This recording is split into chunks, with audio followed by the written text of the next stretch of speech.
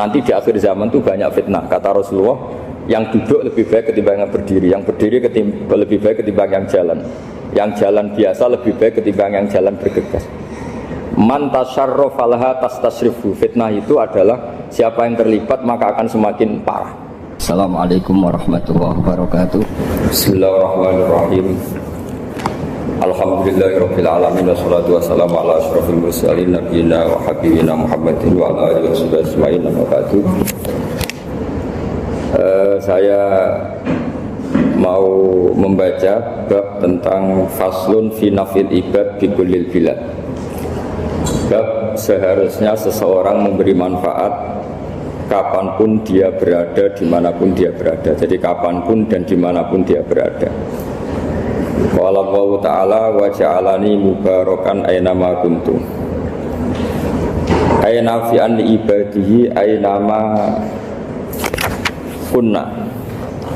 Di sini diterangkan an-naf'u naf'ani, naf'un fil adyan wa naf'un fil abdan. Wal barokah kasratul khairi wa ziyadatu. Fa'athna Allahu ala Isa biqaunihi ja'alahu nafi'an lil ibadi aina makana wa haitsu kana. Jadi yang perlu saya terangkan, di antara sifat dasar orang-orang baik adalah di mana saja, kapan saja itu memberi manfaat.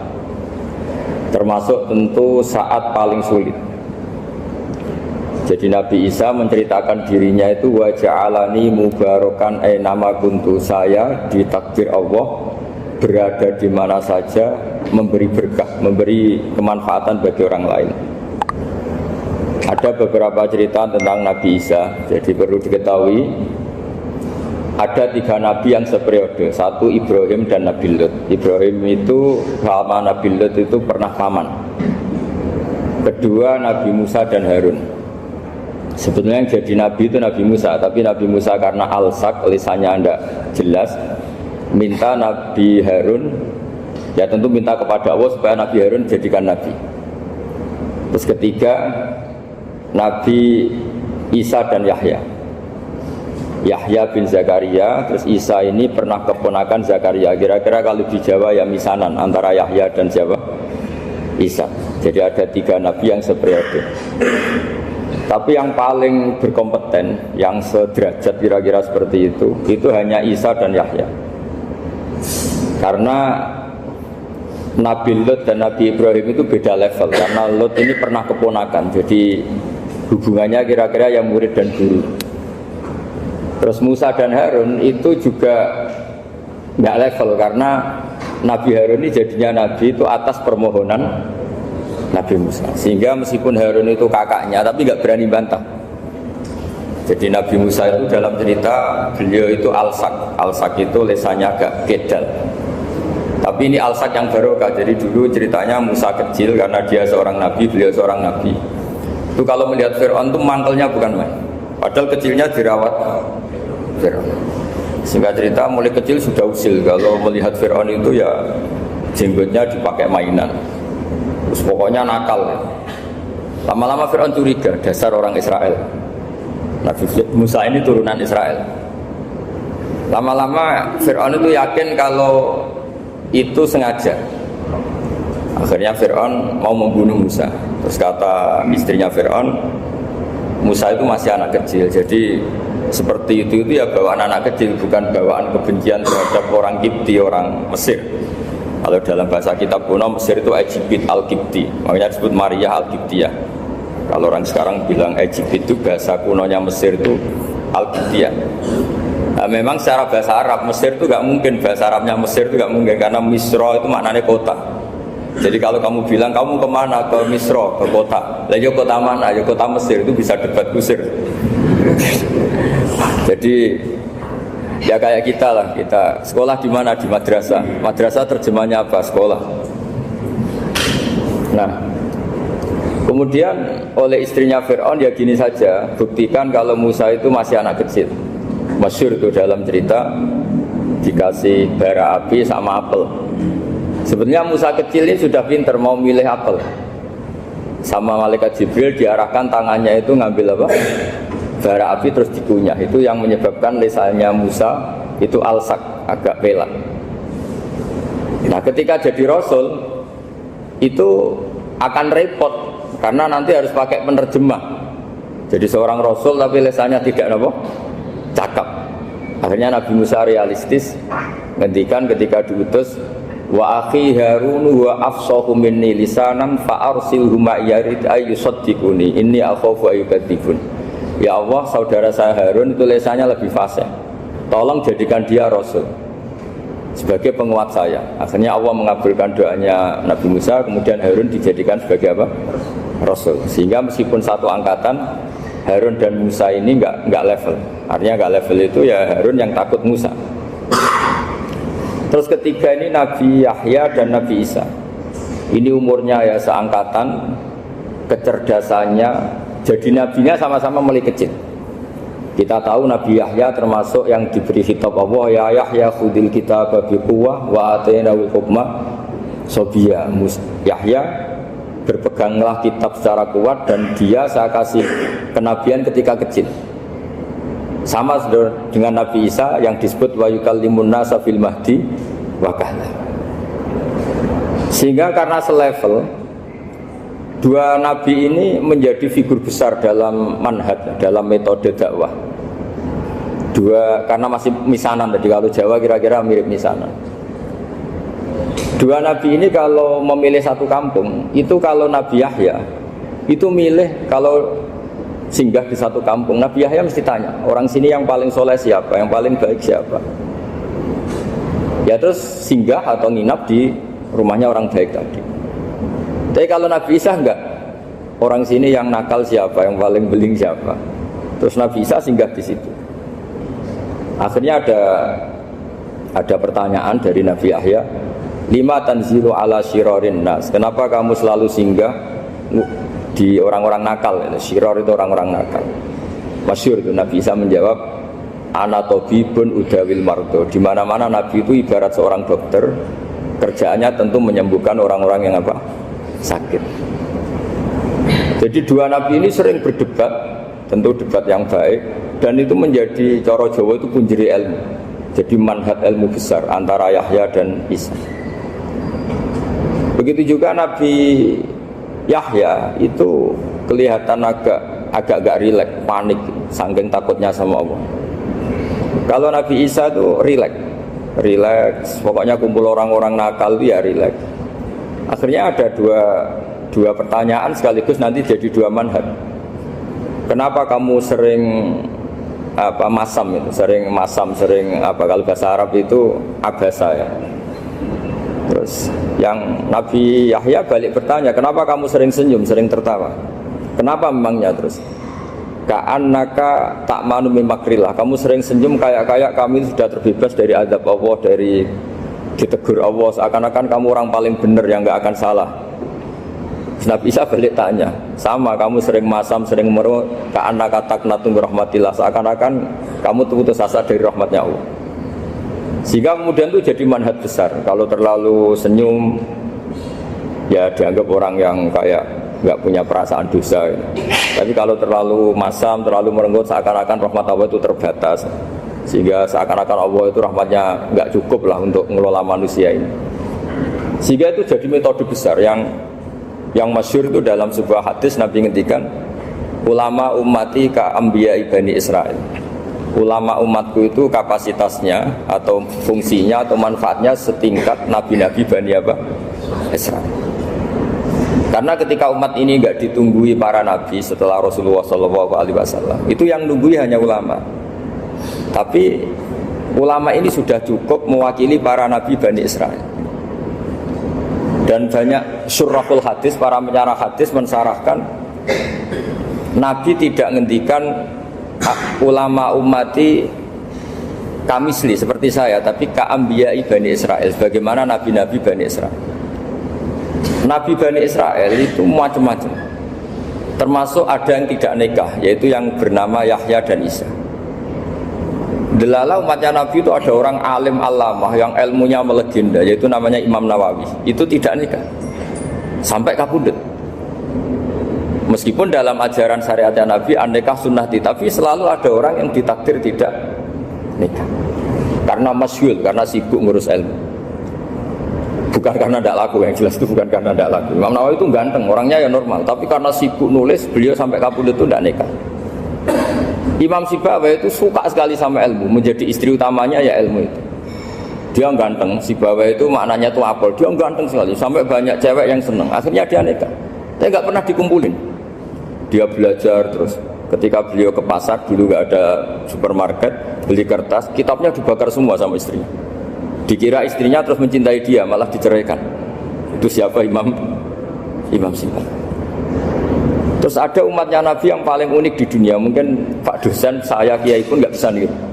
Ada orang tuh ganteng sekali, istrinya cantik sekali. Itu tahu-tahu sudah 10 tahun tidak pernah hubungan suami istri. Karena ketika si suami itu tahu istrinya cantik, itu langsung sholat sujud syukur, sholat terus, saking senengnya punya istri cantik.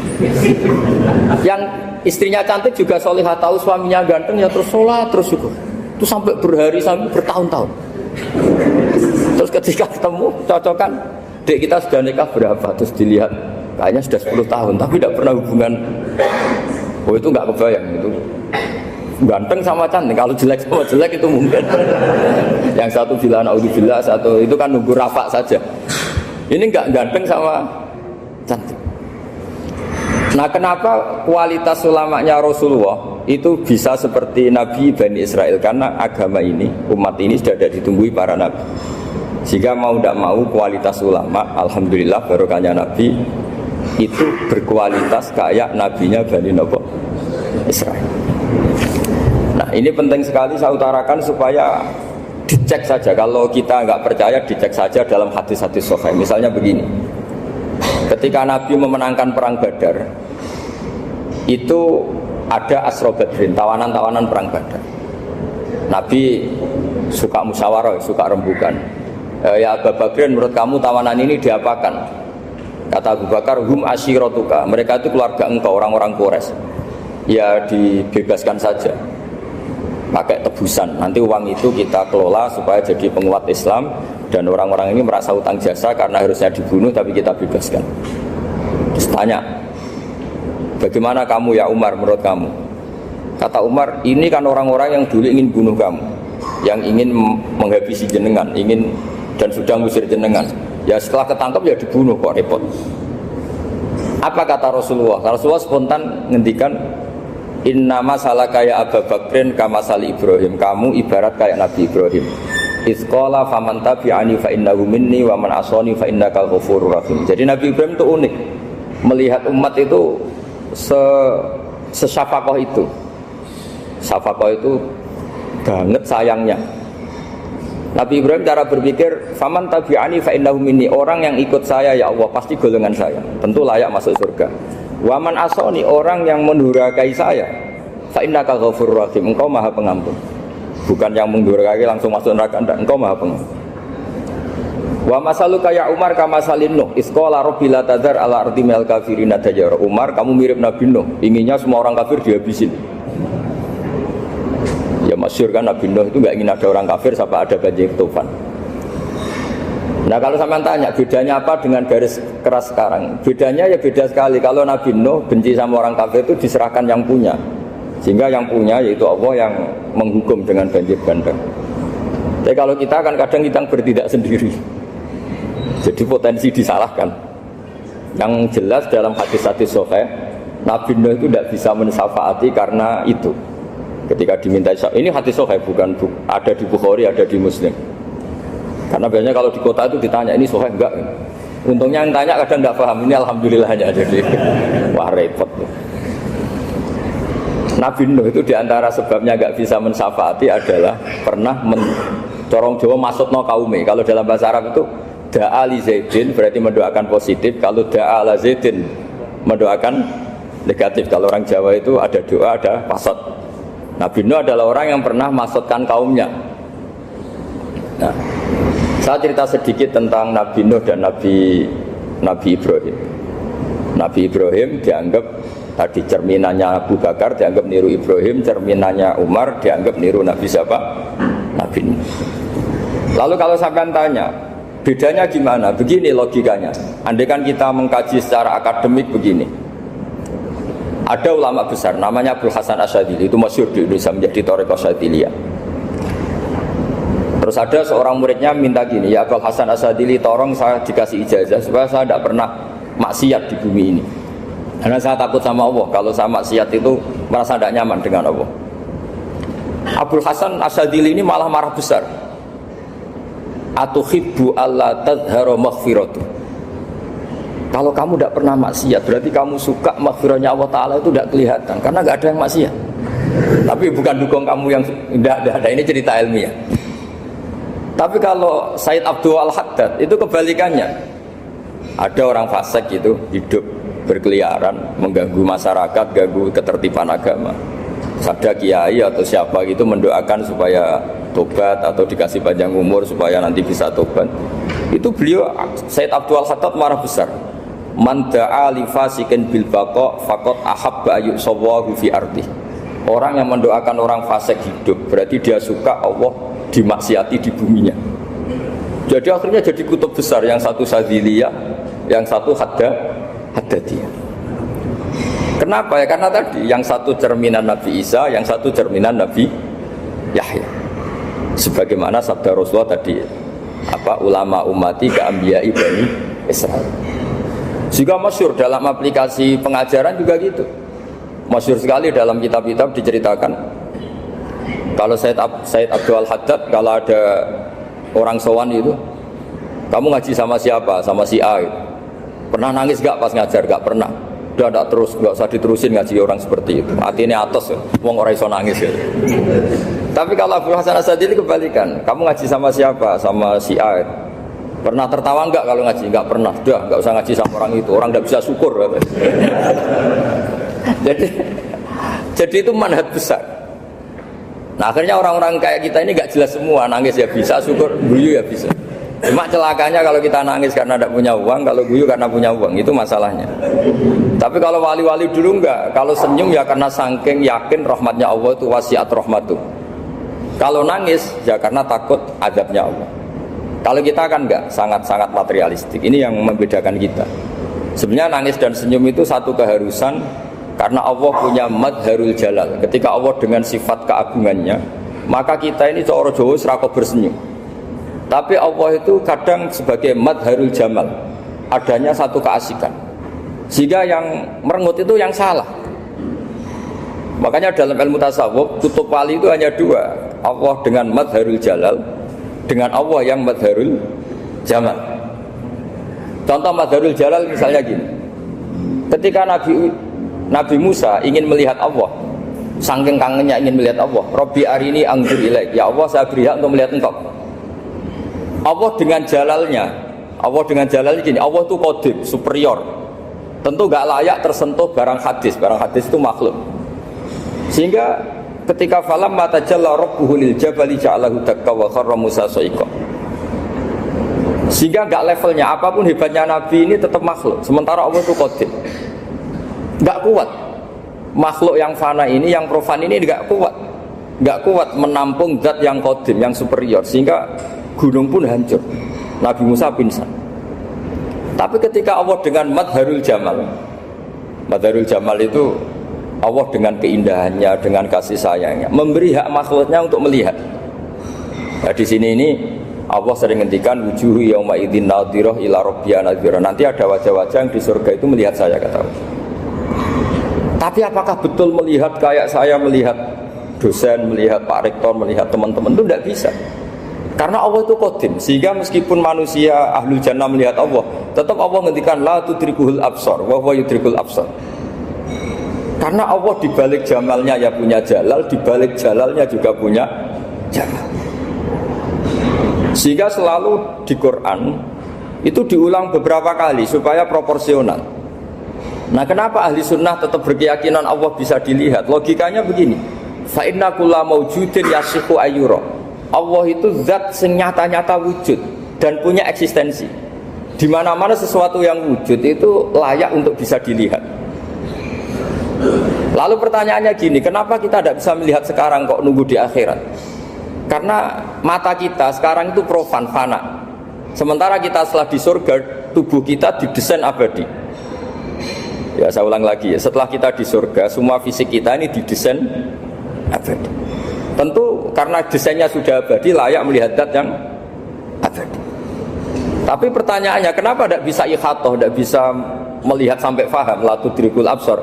Karena abadi kita itu diabadikan. Sebagaimana surga abadinya diabadikan, neraka diabadikan. Sementara Allah abadi dengan dirinya sendiri, yaitu Al-Qayyum, atau dalam bahasa ngajinya Qiyamuhu binafsi. Nah lalu pertanyaan, makanya Mu'tazilah itu menentang betul kalau orang di surga bisa melihat Allah. Cara berpikir Mu'tazilah, melihat itu artinya yang dilihat ada arahnya, sementara Allah terbebas dari arah. Tapi kata Ahli Sunnah, cara berpikir tidak seperti itu. Melihat itu pokoknya tahu. Nah, tahu karena mata itu karena kita ditakdir tahu itu karena mata. Sebetulnya yang menjadikan tahu itu tidak mata. Ya kalau tahu ya tahu saja, bukan harus pakai mata. Itu cara berpikir Ahli Sunnah wal Jamaah. Jadi sabri ya bocoran. Kenapa madzhab Ahli Sunnah itu yang dipilih oleh banyak mayoritas di dunia, jumhur itu. Ahli Sunnah itu dianggap pikirannya lebih orisinal. Misalnya Ahli Sunnah kalau ditanya, kenapa kamu melihat? Ya melihat saja. Kenapa kamu mendengar? Ya mendengar saja. Kesannya itu tidak rasional, kayak orang yang nggak pinter itu. Tapi sebetulnya itu yang benar. Jadi cara berpikir Ahli Sunnah itu melihat itu menjadi tahu. Menjadi tahu itu bisa karena mendengar, bisa karena melihat, bisa karena dikasih tahu, bisa karena bersentuhan. Sebab itu di Quran itu ada ayat ala ya'lamu man khalaqa, bukankah zat yang menciptakan itu menjadi tahu. Sehingga kenapa Allah itu selalu tahu? Karena Allah yang menciptakan. Kalau kamu tahu karena mata, sekali itu jauh, maka kamu tidak melihat. Atau kamu sekarang buta, kamu tidak melihat. Atau tertutupi barang itu, maka kamu tidak melihat. Tapi kalau kamu tahu karena kamu menciptakan, maka akan melihat terus. Misalnya saya ini tukang batu. Saya ingat betul ketika saya bangun Monas, itu pulpen saya tak tanam di dalam Monas. Saya ingat betul kalau pulpen saya warnanya putih, tak tanam di Monas 2 meter dari pondasi.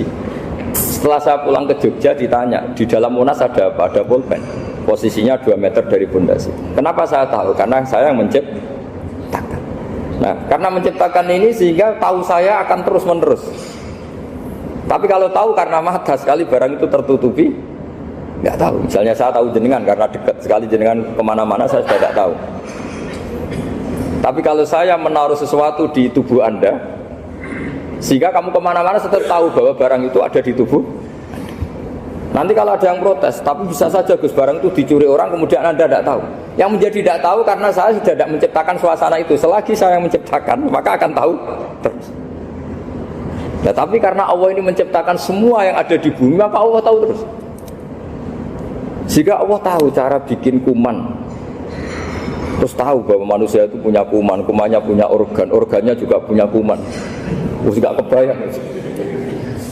Kamu bayangkan kayak, makanya Allah itu kalau cerita sederhana, innallaha la yastahi ayadriba masalam ma ba'udatan fama fawqaha. Allah itu tidak malu bikin perumpamaan nyamuk, karena nyamuk itu lebih dahsyat timbang gajah. Para pematung itu disuruh bikin gajah masih mampu, bikinkan patung gajah, mungkin masih sanggup. Tapi kalau tak suruh bikin patung nyamuk, nggak usah bikin hidup, patungnya saja sekecil itu. Padahal nyamuk kecil itu punya organ tubuh. Lalu bikinnya organ tubuh nyamuk itu kayak apa? Organnya punya kuman, kumannya punya organ, organnya juga punya kuman. Sehingga orang-orang alim itu baca nyamuk itu lebih jadi ayat Allah ketimbang melihat dinosaurus. Tapi sekarang orang itu nggak tertarik ceritanya. Jadi beda perasaannya orang alim sama orang awam. Kalau orang awam tuh melihat mukjizat kan yang dasar-dasar kayak dinosaurus, gajah, wow gitu.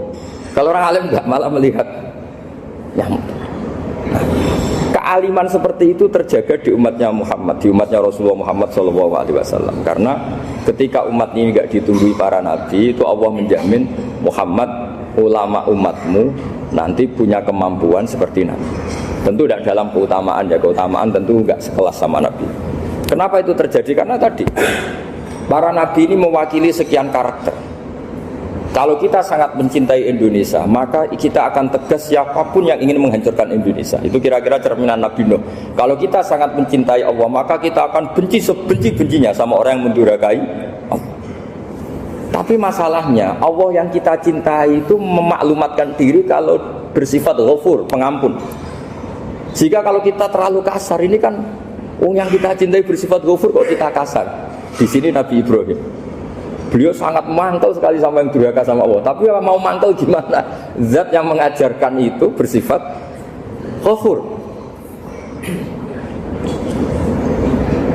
Maka kita mau tidak mau, makanya ada riwayat mengatakan takhallaku bi akhlaqillah, kamu bertata krama kayak akhlaknya Allah. Akhirnya ya sudah, kita mau apa coba? Kira-kira kalau kamu mencintai seseorang, itu potensinya kan dua, protektif.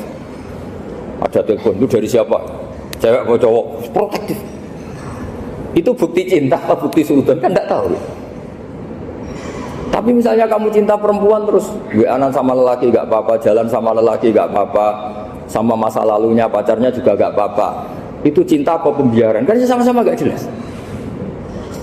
Nah kira-kira mencintai Allah itu kira-kira analoginya seperti itu. Kalau yang satu protektif, Allah harus zat satu-satunya yang disembah, gak boleh didurhakai, gak boleh dikhianati kok. Sehingga ini sangat keras sekali. Nah, ini Nabi Nuh.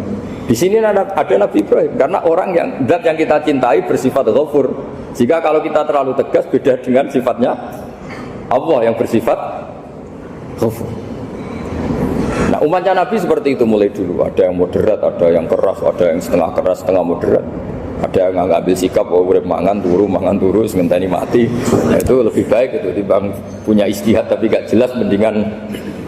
Itu ada riwayatnya, suatu saat ibadah akhir umatku terbaik adalah tidur. Maksudnya tidur itu gak ngambil sikap, masyhur itu. Saya beri riwayat yang ada di Bukhari Muslim. Satakunu fitanun al-qa'id fiya khairun al-qa'im wal-qa'in fiya khairun al-masi wal-masi fiya khairun nasai. Nanti di akhir zaman itu banyak fitnah, kata Rasulullah. Yang duduk lebih baik ketimbang yang berdiri, yang berdiri lebih baik ketimbang yang jalan biasa lebih baik ketimbang yang jalan bergegas. Man tasyarrafa laha tastasrifu. Fitnah itu adalah siapa yang terlibat maka akan semakin parah. Jika semenjak itu ulama berpikir nanti di akhir zaman kalau ada fitnah, itu sebaiknya orang ngambil sikap sepasif-pasifnya, secuek-cueknya. Jadi semua syurahul hadis sepakat makna hadis ini apa? Orang disuruh sikap secuek-cuek. Misalnya pilihan presiden, contoh kecil pilihan presiden. Mungkin para intelektual gak merasa, tapi kalau ulama itu cara berpikir beda. Pilihan presiden, kamu fanatik milih A, yang satu fanatik milih B. Ya presiden atau bupati atau gubernur. Terus yang satu bilang gini, wah kalau nggak di presideni A, nggak di bupati A, nggak di gubernuri A, negara ini rusak. Mungkin betul dari segi jejak rekamnya A ini bagus. Tapi pertanyaannya secara tauhid, bagaimana Anda menggantungkan kesejahteraan sama makhluk? Kamu nggak pernah terusik begitu kan para intelektual? Itu kan melukai. Bagaimana mungkin Anda menggantungkan kesejahteraan dengan seorang makhluk? Wah kalau di presiden A pasti Indonesia makmur, kalau bupati A pasti Sleman makmur, pasti Bantul makmur. Nah, bagaimana mungkin makhluk yang sedang soleh kamu pastikan selalu soleh? Wong dia makhluk bisa berubah. Sementara yang B misalnya fasik, wah kalau dipimpin B pasti rusak negara. Bagaimana kamu pastikan B yang fasik selalu fasik? Dia saja dia husnul khotimah, yang fasik pas mimpin jadi soleh, yang soleh pas mimpin jadi fasik. Akhirnya ulama karena tahu sifat manusia itu rubah-rubah dan kendali di tangan Allah, sikapnya nggak jelas. Saya ini termasuk orang yang terkena nggak jelas. Karena kalau ditanya Gus sampean pilih presiden mana, bakti mana? Sanut pangeran sing dadi aku loyal. Wah, anut pangeran yo kacau. Wah, kowe kacau menan anut pangeran kan. Ini kan sudah tidak sambung karena pikirannya ulama memang nggak beda, cara berpikir ulama itu beda. Bahkan bapak saya itu kalau didik saya itu begini. Kalau meseli saya atau ngirim saya dulu itu kan pakai mesel. Ini uang kamu 500.000 untuk kamu, mesti ditambahi 100.000 ini untuk buat jajan sama teman-teman.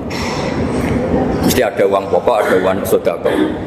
Dulu saya sering tanya, kenapa bapak sangat menghormati teman-teman saya? Kata bapak, kowe mondok aku ora iso nyukupi, sing iso nyukupi ya kanca-kanca. Ternyata betul, rata-rata anak kuliah atau anak mondok uang pribadinya kan 8 hari dari dikirim sudah habis. Berarti kan masih 22 hari kok bisa hidup, itu kan barokahnya teman-teman. Malah yang agak beling itu 1 hari sudah habis, berarti ada 29 yang bergantung sana sini. Sehingga Nabi dulu cara ngendikan itu unik. Kata Nabi, da'unna sayarzuqu wahu ba'duhum ba'du. Manusa barnawa, engko saling memberi rezeki. Ketika ada collab, Medina itu pernah collab, terus sekarang pernah defisit. Beberapa pakar ekonomi datang ke Rasulullah, ya Rasulullah, sa'ir, tolong dikasih harga standar. Tapi apa jawabannya Nabi? La tusairu fa inna Allaha huwal musair. Kamu jangan kasih harga, Allah sendiri yang menentukan harga itu. Terus kata Nabi, kenapa engkau begitu ya Rasulullah? Ini negara harus ditentukan harga karena gini-gini. Kata Nabi, saya tidak ingin ketemu Allah dalam keadaan dolim. Tapi ini tentu di teori ilmu modern ini masalah. Tapi menurut orang modern. Tapi kalau menurut ilmu hakikat itu nggak akan masalah. Misalnya, kenapa Nabi tidak menentukan harga dalam keadaan negara seperti itu? Jawabannya pakar-pakar hakikat, ya saya ulang lagi pakar-pakar hakikat. Begini, misalnya ada orang menimbun supaya nanti harganya mahal, ya. Terus ditimbun terus sampai nunggu harganya mahal. Lama-lama dia sadar kalau timbunannya nggak ada gunanya karena ternyata orang nggak beli. Nah, ketika orang nggak punya kemampuan beli, yang menimbun juga tidak punya uang. Nah, tapi kalau sampean tanya, tapi Gus nak tuku barang pokok kan kita mati karena kehabisan stok. Itu masalah tauhid Anda. Bagaimana mungkin kamu membayangkan seorang makhluk tidak bisa hidup atau nggak dapat rezeki? Nabi itu orang yang sampai ke derajat hakikat, dari tidak pernah bayangkan gitu. Saleh sampean jadi orang yang tauhidnya masalah. Sehingga terus bayangkan, wah kalau negara ini chaos, wah kita makan apa? Kalau negara gak stabil, wah kita gimana?